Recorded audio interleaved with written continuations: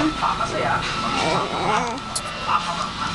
Sa tambayan ng Pilipino, ang pinakamalawak na talent search ng Pilipinas, tapos ng mundo, magugulat kayo sa laki ng Talented Pinoy Worldwide. At dahil sa patuloy na pagkaksa sa auditions ng mga kapipilit na mga bata, ngayon, mas pinatindi ang labanan sa Talented Pinoy Junior, Bigger, and Bold. Bold, mas incredible.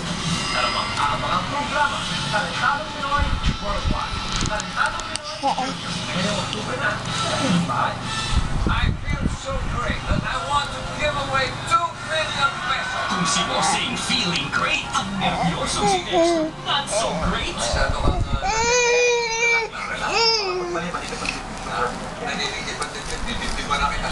Pero ang kanyang kaba ay halong swerte. Ang Dixie, confident ako, confident. Sigurado ka. Naninig na rin ang hindi mo kurasya mo. Who wants to be a millionaire sa TV5? Ang mga salakayan ng isyu mula Lunes hanggang Biyernes. Tuloy-tuloy na ipangalita sa weekend kasama si Martin Antana. Ikaw at ang balita. Reaction.